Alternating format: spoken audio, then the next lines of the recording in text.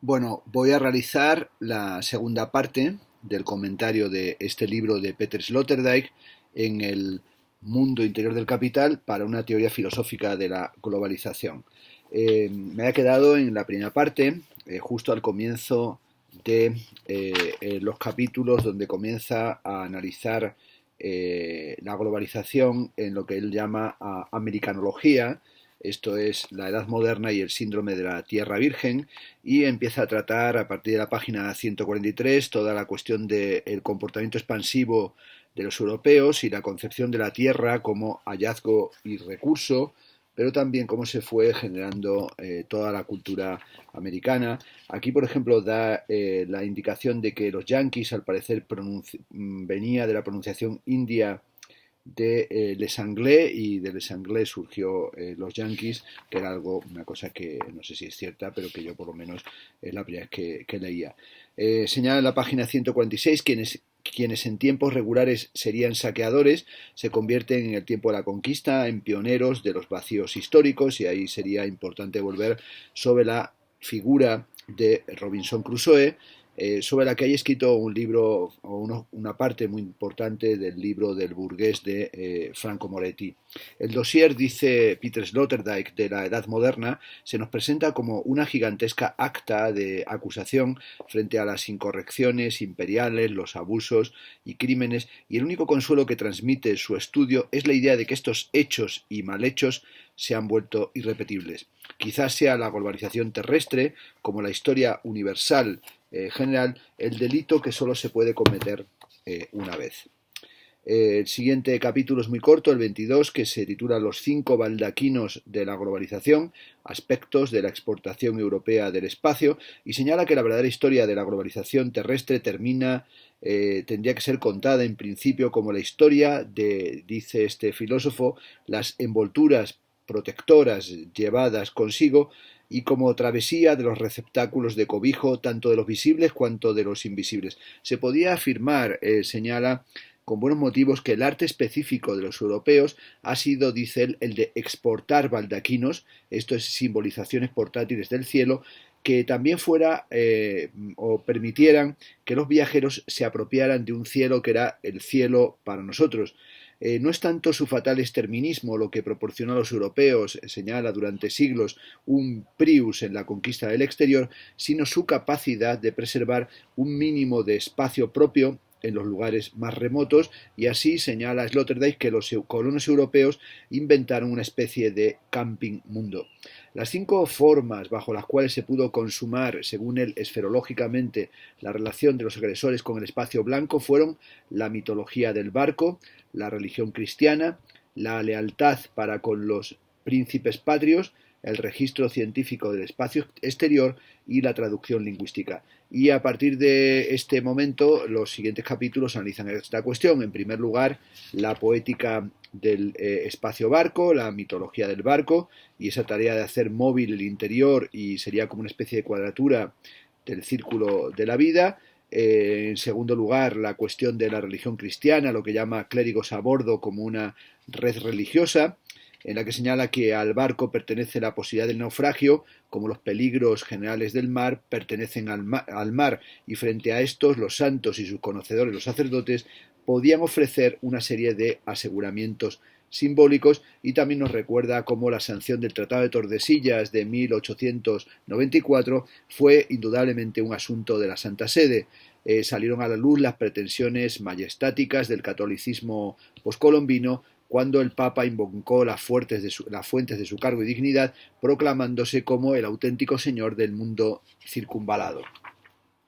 El siguiente aspecto es la lealtad para los principios patrios, que lo comenta en lo que llama el libro de los virreyes, y nos dice que los dirigentes de las expediciones globalizadoras, los virreyes, los almirantes y sus oficiales, junto con sus ideas religiosas, llevan también en sí y fuera de sí a la lejanía sus ideales dinásticos. El tema del arte del botín es tan antiguo, apunta, como la globalización terrestre, y sobre todo señala cómo el cadáver del primer gran misionero jesuita en Asia, Francisco Javier, que había abierto India y Japón a la Iglesia romana, encontró en Goa su último lugar de reposo. El brazo derecho del santo, cansado de bautizar a decenas de miles de personas, fue traído de regreso a Europa y todavía hoy se conserva en la iglesia madre de la Orden del Jesús en Roma como la reliquia, dice Sloterdijk, más preciada de la globalización.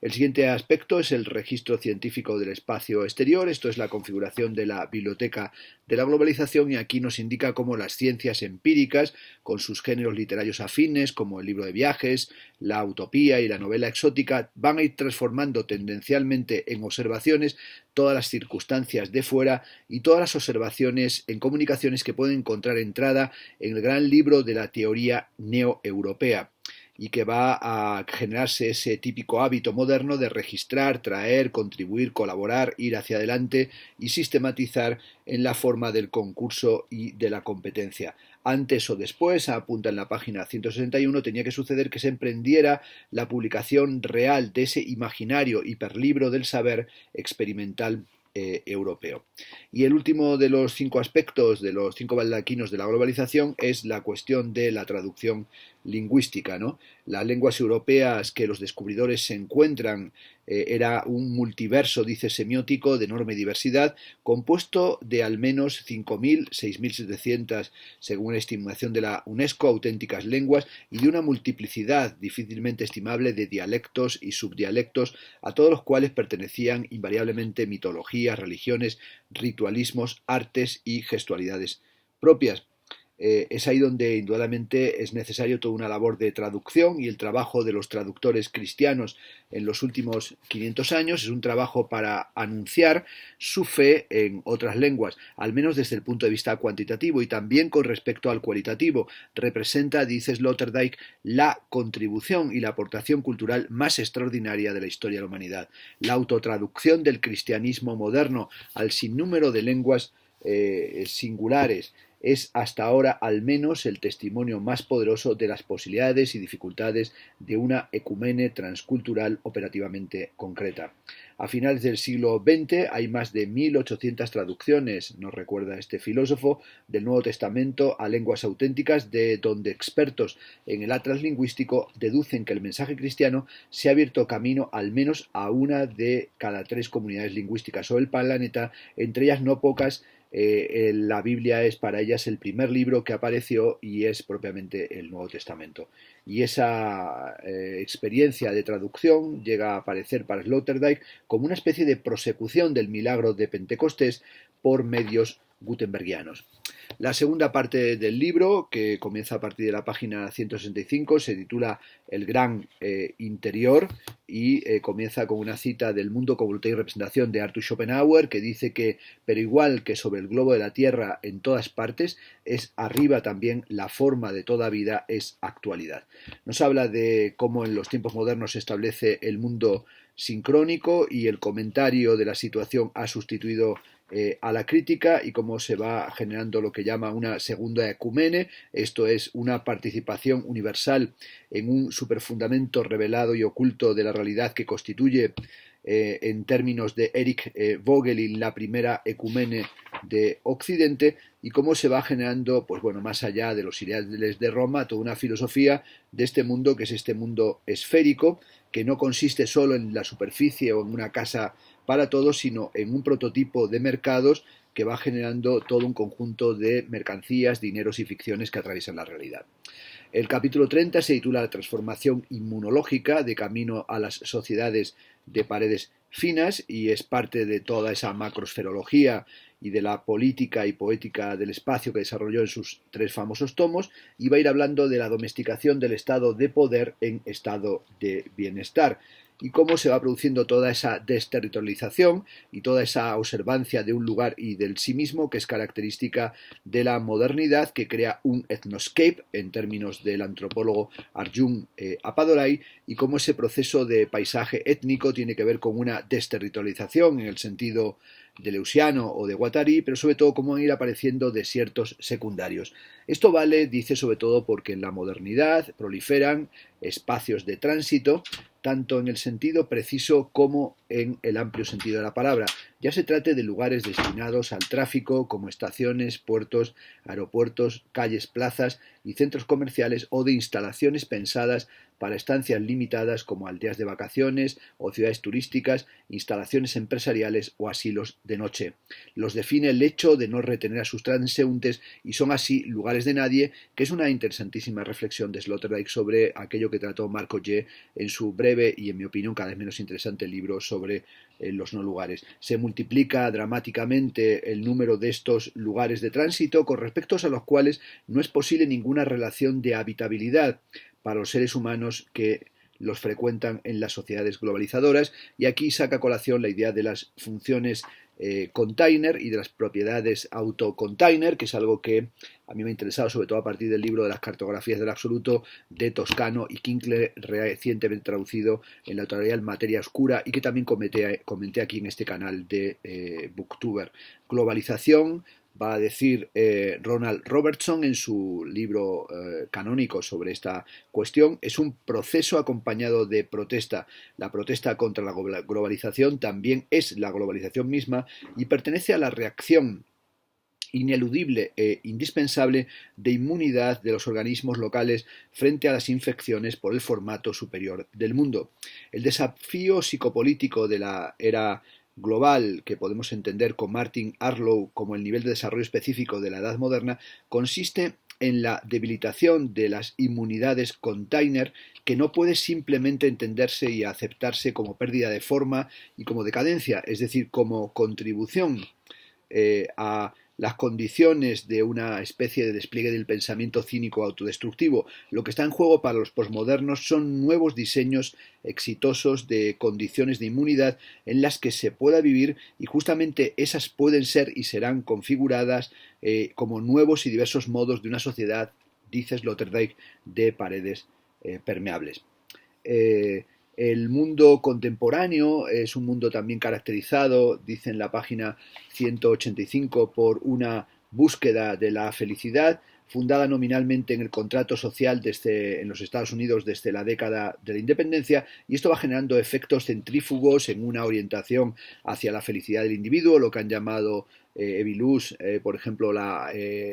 Happycracia y Edgar Cabanas, y sobre todo una psicotécnica que tiende hacia la prioridad inmunológica y hacia ciertas reapariciones de fenómenos de conducta de seguimiento religioso. Las consecuencias en la Edad Moderna serían la aparición de una especie de nueva fantasía antropológica, que es la que se ha ido difundiendo en la era global, en ese concepto de Global Age de Albrow, que tiene sus posiciones sistémicas, pero también su carácter en muchos casos asimétrico. A la globalización le pertenece, dice en la página 188, la aventura y la globalidad de la reserva de billetes, y sobre todo esta fase está caracterizada por la alianza entre política de tráfico y marketing ciudadano-cultural. Las ciudades de los exitosos, nos dice, quieren ser lugares de eventos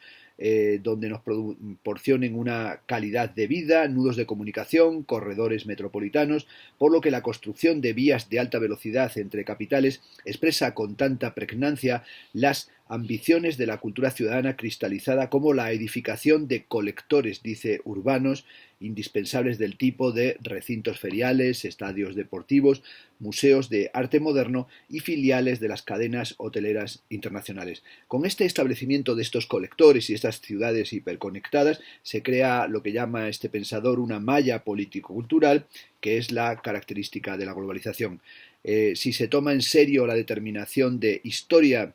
que como secuencia de acontecimientos entre 1492 y 1945, nos podemos encontrar con una suerte de pérdida de los datos históricos como datos permanentemente discutibles, y tal vez la única historia responde narrativamente a las cuestiones ontológicas o a preguntas de cómo se pudo llegar a la circunstancia de la era global, cómo fue posible la colonización de la Tierra como soporte del contexto de las culturas, cómo fueron capaces los europeos de dibujar sus mapas y extender sus mallas sobre el mundo habitado, o qué papel jugó en esto el dinero moderno en la triple figura de capital mercantil, capital industrial y capital financiero. Historia es el mito del nacimiento del sistema mundo, de ese sistema que arranca con las carabelas de Colón, que parten el viernes 3 de agosto de 1492 a las 8 de la mañana y que van a crear a partir de ahí toda la mitología del Nuevo Mundo o de la era de los descubrimientos. Bueno, sobre todo el relato de la Edad Moderna para Sloterdijk se lee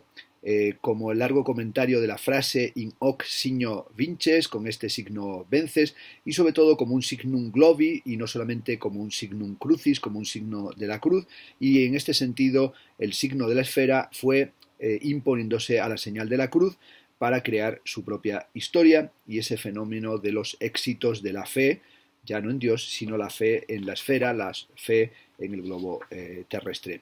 El capítulo 32, a partir de la página 198, se llama Poshistoire, poshistoria, y nos señala que la utilidad, que por lo que respecta a la utilidad de la historia para la vida, referencia evidentemente a la segunda consideración intempestiva después de 1945, consiste sobre todo en recopilar expedientes para eventuales comprobaciones de daños. La historia es exactamente lo que el dicho popular llama nieve de ayer. Y sobre todo en el momento en el que nos encontramos, que califica Sloterdijk como el giro del sistema mundo hacia el capitalismo autoritario. Bueno, en el momento en el que el historicismo europeo que combatió Nietzsche desde un anacrónico ánimo heroico no fue otra cosa que el crepúsculo de la era terrestre de la globalización. El capítulo 33 se titula El Palacio de Cristal, estamos en el núcleo ya del libro, y es aquí donde vuelve a sacar a colación las memorias del subsuelo de Fyodor Dostoyevsky, aparecida, como dijimos, en el año 1864, que es para Sloterdijk el acta de fundación de la moderna psicología del resentimiento, donde aparece la caracterización de la civilización occidental como, entre comillas, palacio de cristal. Dostoyevsky había visitado durante su estancia en Londres en 1862 el Palacio de la Exposición Universal de South Kensington, que había de superar en medidas al Crystal Palace de 1851, aquel edificio, aquel invernadero enorme generado como un espacio de exhibiciones por el horticultor Joseph Paxton, inaugurado el 1 de mayo de 1851. Con el Palacio de Cristal, señala Sloterdijk, comenzó la marcha triunfal a través de la modernidad de una nueva estética de la inmersión, lo que hoy llamaríamos capitalismo psicodélico. Y el motivo del fin de la historia estaría ya latiendo en las observaciones de Dostoyevsky, en esta descripción de un invernadero gigante de la relajación dedicado a un culto festivo y enfebrecido del capital y de la mercancía, este Baal capitalista, y sobre todo aquí aparece una nueva doctrina de las postrimerías como dogmática del consumo. A la erección del Palacio de Cristal solo puede seguir la cristalización de las circunstancias en su totalidad por medio de esa expresión fatal de Arnold Gehlen conectada directamente con Dostoyevsky, cuando señala que cristalización designa el proyecto de generalizar normativamente el aburrimiento e impedir la nueva irrupción de la historia en un mundo poshistórico. La meta de todo este poder estatal será de aquí en adelante promover y proteger la solidificación benigna.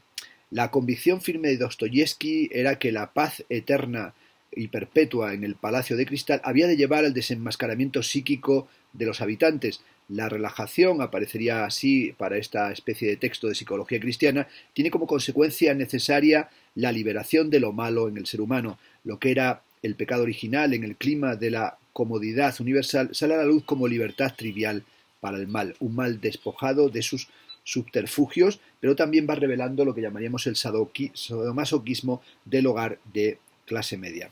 También aquí retoma Dostoyevsky la ontología heideggeriana del año 1923-1930, donde Heidegger señala que el aburrimiento es uno de los tonos esenciales de la constitución del ser humano, un fundamento de la existencia, y sobre todo ese fluido de aburrimiento que convierten, dice con brillantez Sloterdijk, a Heidegger en una especie de filósofo punk de los años 20, un joven intelectual colérico que quiere apartarse del destino aburrido, aunque sea al precio de la catástrofe histórica, al precio de la catástrofe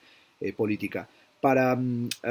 Sloterdijk, este tratamiento del Palacio de Cristal, como también nos señalan Esferas, es también una forma de apartarse de la repetición tópica de las consideraciones o de las lecturas inerciales que se hacen del Das Passagenwerk, del libro de los pasajes benjaminiano, subrayando que más importante es el Palacio de Cristal y los estadios, o el estadio y el comienzo del olimpismo, que la protohistoria de la modernidad que Benjamin emprende a partir del pasaje, que ya sería un tipo de arquitectura y de espacio comercial fundamentalmente obsoleto, y que la ideología del pormenor y la melancolía benjaminiana tiene que ser sustituida por otro tipo de interpretación, y sobre todo porque los estudios de Benjamin, dice en la página 209, testimonian la dicha maníaco-vengativa del melancólico que recopila un archivo de comprobantes del fracaso del mundo. Deberían tomarse estos modelos, sí, de los pasajes arquitectónicos en relación con los shopping malls, que es algo que hizo Ren Koolhaas y que también hizo Dan Graham en uno de los textos de su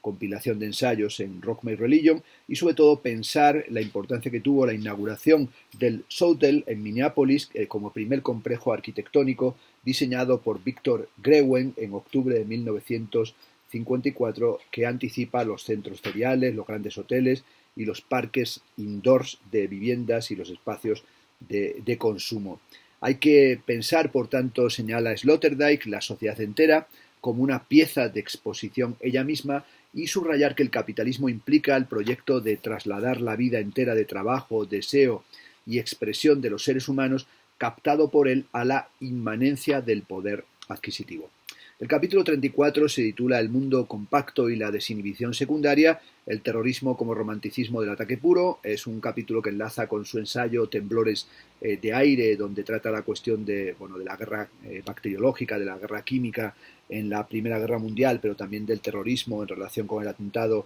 del World Trade Center, y analiza también la cuestión de la inhibición mutua y de las acciones a distancia y la globalización de la criminalidad, característica de la globalización, y también cómo en el mundo interior del capital, en el Palacio de Cristal, se va generando un nervio continuo, un temor creciente de los habitantes del Palacio de Cristal, que se balancean entre el aburrimiento y el pánico al terrorismo, y que el terrorismo es la estrategia de la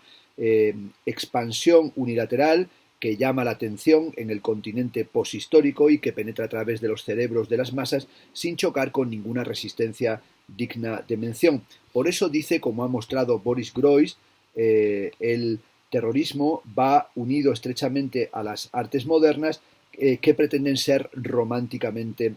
transgresivas, y como en el neoliberalismo en realidad surge como la otra cara del propio neoliberalismo el terrorismo, y nos hablan del recto y del verso de la misma hoja, del mismo tipo de comportamiento. Niklas Luhmann va a subrayar que el radicalismo es el medio de los modernos para representar lo implausible de un modo plausible, o como lo único plausible.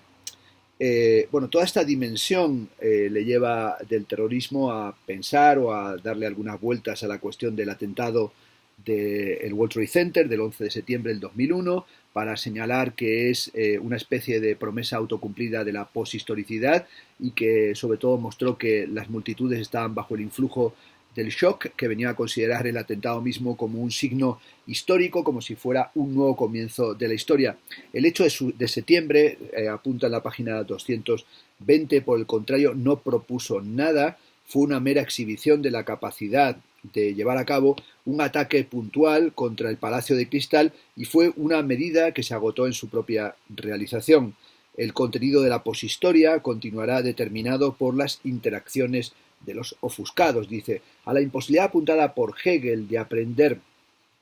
algo de la historia se añade ahora la imposibilidad de aprender algo de los episodios de la poshistoria. En modo alguno las punzadas, subraya terrorista, proporcionan motivos suficientes para un retroceso de la cultura política de Occidente a lo que algunos llaman el retorno del momento jovesiano, o esa lucha o esa guerra de todos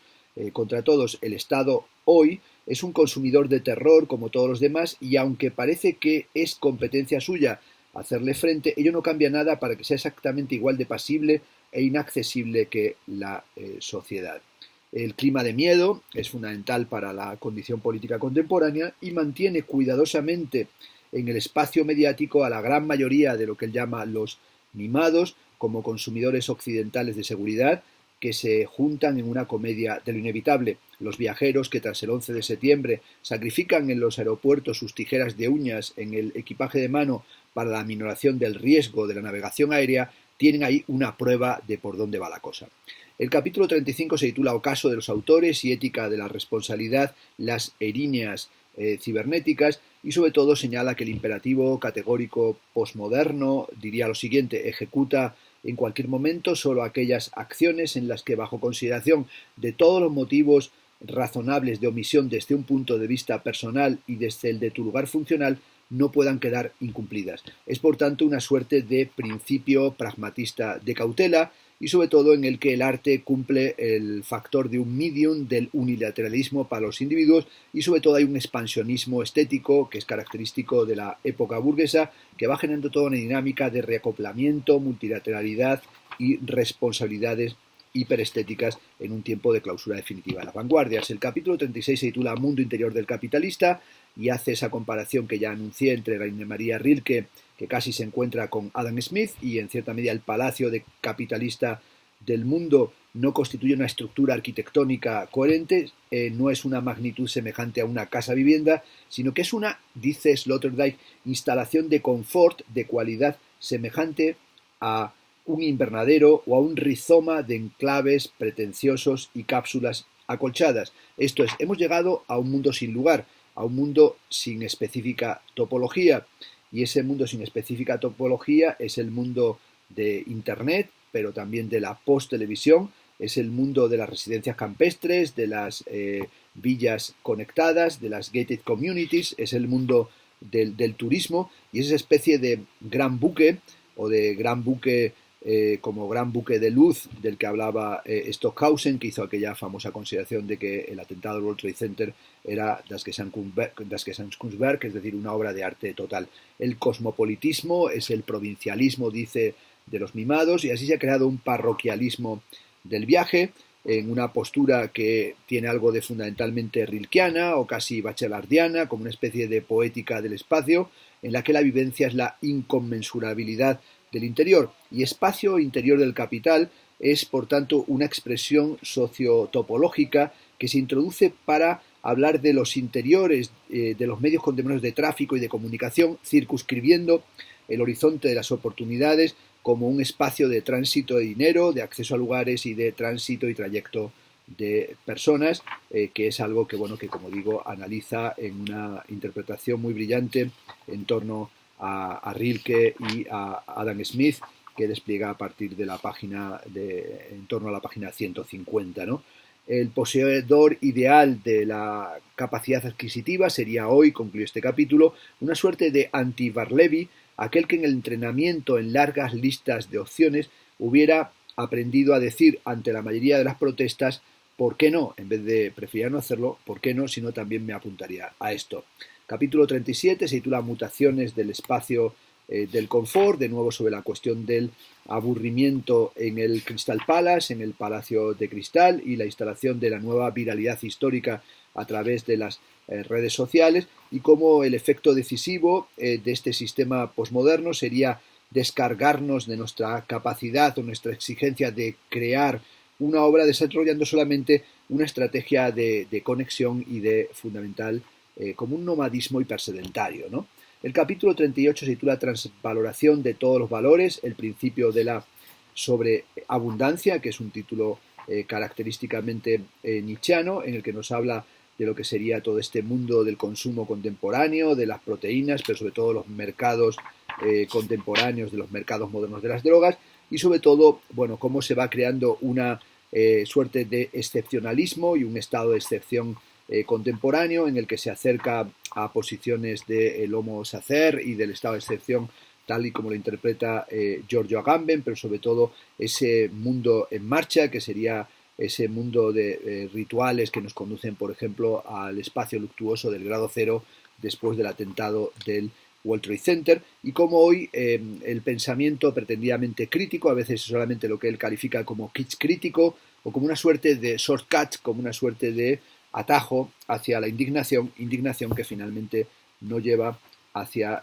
ningún sitio. El capítulo 40 se titula Lo incomprensible o el redescubrimiento de lo extenso. En la página 296 dice que con respecto a la vivencia humana del espacio, el resultado capital de la globalización terrestre para los habitantes de las naciones europeas consistió en el maravilloso agrandamiento del mundo acompañado por el horror ante la sublime inhabitabilidad de los océanos. La revolución del espacio, de la que hablaba ya Carl Schmitt, como decía en la primera parte de este comentario, da cuenta de un desvanecimiento del papel universal de la tierra y el mar como tema de la comprensión del espacio para aparecer sobre todo esos flujos económicos, esos flujos financieros y la instauración del sistema bancario, del sistema de la deuda. El habitar moderno es sin duda un habitar absolutamente asimétrico, por eso el capítulo 41 se titula Elogio de la asimetría y en él señala que la globalización, sea lo que sea por sí misma, es además un topos que exalta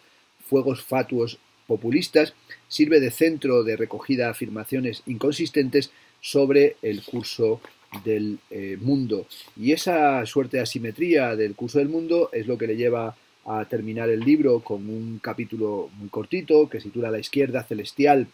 y la terrena, en la que viene a señalar que en la era de las globalizaciones la improbabilidad se convierte en el horizonte casi definitivo y dice o termina con este párrafo que las almas crecen con las formas del mundo en las estepas, en las ciudades y en los imperios, y este es uno de los hechos de los que partió la filosofía y que podría indicarle también la dirección ahora en la metamorfosis necesaria a la vista de la situación global. En tiempos de la polis, Aristóteles era de la opinión de que sólo podía ser ciudadano aquel para quien el sentimiento megaloanímico se había convertido en una segunda naturaleza. No se entiende bien por qué esto no habría de poder seguir valiendo para los contemporáneos de la era estatal, nacional y global, solo porque estos digan ahora creatividad en lugar de megalosensibilidad. Los creativos, se dice a veces, son aquellos que impiden que el todo naufrague en rutinas nocivas.